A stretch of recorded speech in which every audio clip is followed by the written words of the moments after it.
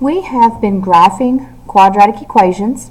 We've had different forms. We've had ax squared, we've had ax squared plus c, and then we've looked at ax squared plus bx plus c. So we've had all different forms of quadratic functions.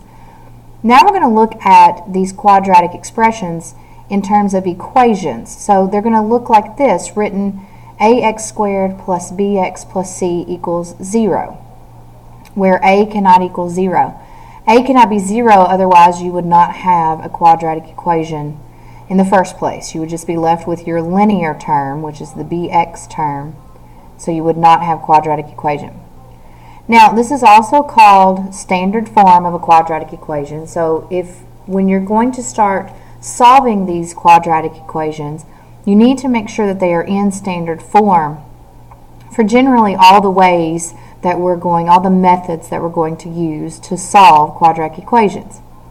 Now we're going to start by graphing and identifying what the solutions are from our graph. Okay, so let's start with the first example. In this problem, you will solve quadratic equations by graphing. What are the solutions of each equation? Use a graph of the related function. Part A. The equation is x squared minus 1 equals 0. Graph the function y equals x squared minus 1. Now this is going back to what we've already reviewed. This is your equation.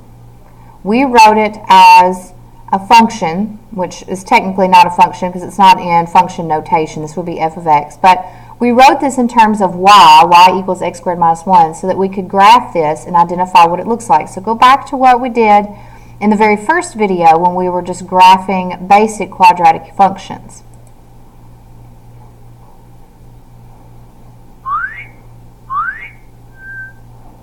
What feature of the graph shows the solutions of the equation? Alright, so this is very important. First of all, they used 0 for x and they got -1. They used 1 for x and they got 0. They used 2 in place of x and they got 3. And then they mirrored those coordinates over to create the parabola. Now, this is a very important question here. What feature on this graph shows the solutions of the equation? The x-intercepts show the solutions of the equation. So there are two solutions of this equation, positive and -1. Alright, so look for where the parabola crosses the x-axis. Find those x-intercepts. Part B. The equation is x squared equals 0. Graph the function y equals x squared.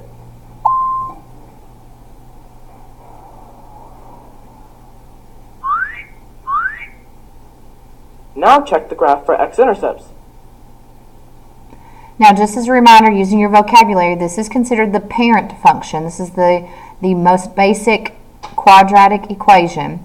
So this is your parent function here, the parabola.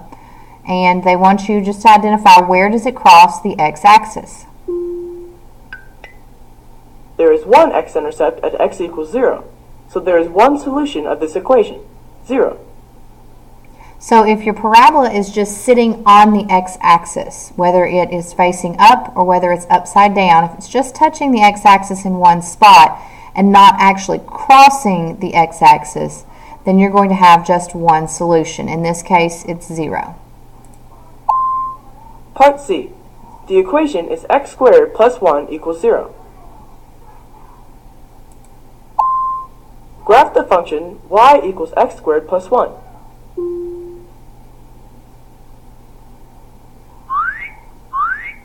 Now check the graph for x-intercepts.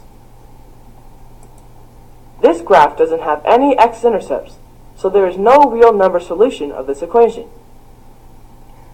So, very simple. If it crosses the x-axis in two places, whether it's right side up or upside down, it's going to have two solutions. If it touches the graph in only one spot, that means it's only going to have one solution. And if it's never going to touch the graph, so this one's going to extend up but it will never come back down. Same thing as if this were upside down but never touched the x-axis, there would not be a real number solution. Now it's your turn.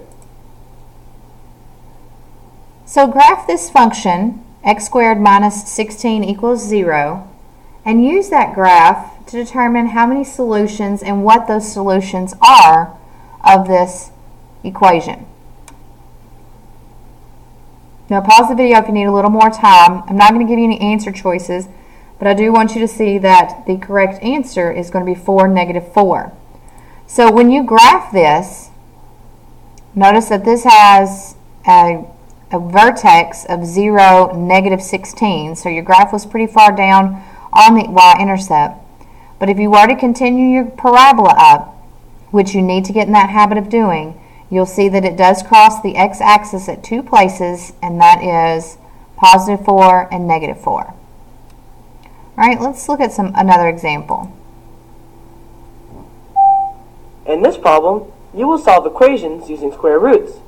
What are the solutions of the equation 3 times x squared minus 75 equals 0? Now, this is using a different method. This is not graphing. This is solving using square roots. And we've talked about square roots because we've talked about perfect squares when we were factoring. So your perfect squares are numbers like 4, 9, 16, 25, so forth. When you take the square root of those, you get an integer. So we're going to use what you know about square roots to solve quadratic equations. How do you know you can solve this equation using square roots? Very important question to know. The equation has an x squared term and a constant term, but no x term. So you can write the equation in the form x squared equals k, and then find the square roots of each side. Now what they're saying is this is not written in the form ax squared plus bx plus c. It is written in this form, but it does not have this middle term. If I were to cover this up with my cursor, this is ax squared plus c. It does not have that middle term, and that's what it's saying, that it doesn't have. So you can rewrite it. I'll move this up here. You can rewrite it as x squared equals k. So think about no bx, no linear term. If I move my c over to the other side, that's where the ax squared equals c, or x squared equals k. That's where this form comes from. So if you do not have that middle term, if you do not have the bx, the linear term, then you're going to be able to use square roots. Write the original equation.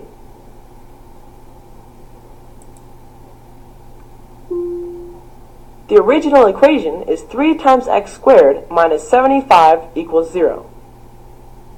These are really good steps and processes to have, the think and the right side of the square roots. So I would write these down, make sure you know the think side, what you need to be thinking, and then actually write out what you're doing after that.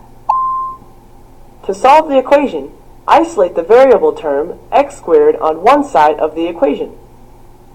You're solving for x squared. So if I didn't have a squared there, if this was just 3x minus 75, I would expect you all to be able to solve that for x very easily.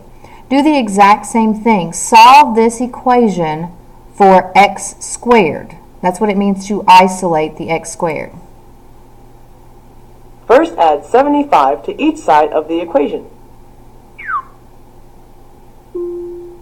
Then divide each side of the equation by 3. So x squared equals 25. So your x squared term has been isolated. It's on the side by itself. Now find the square roots of each side and simplify.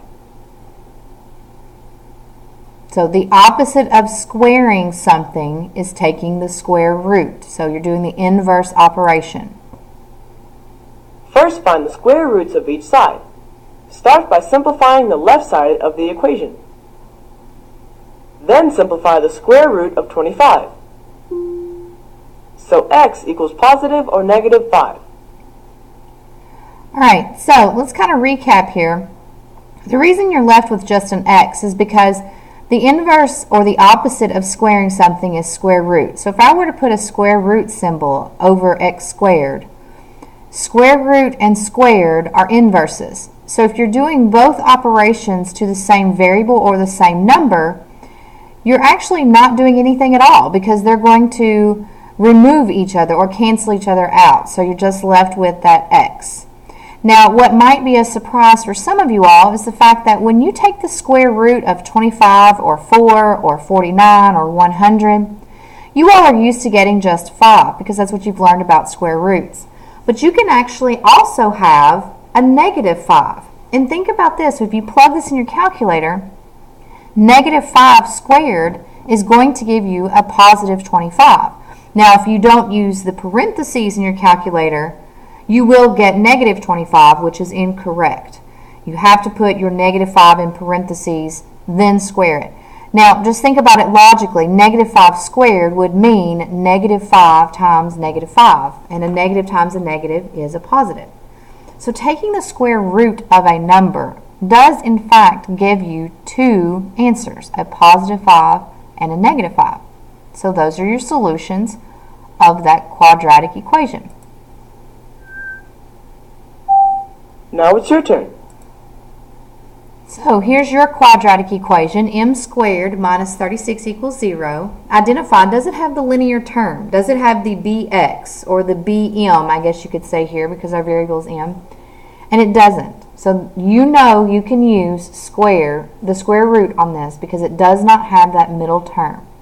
So solve this equation and see if you can come up with the solutions to this quadratic equation. Pause the video if you need more time, but your correct answer is going to be a positive 6 or a negative 6. And you just simply isolate the m squared, so add 36 to both sides. And then find the square root of each side, so take the square root of both sides, and you wind up with m equals positive or negative 6. Alright, make sure that you are ready and you have gone back through this video if you need to, and be prepared to solve quadratic equations when you come to class.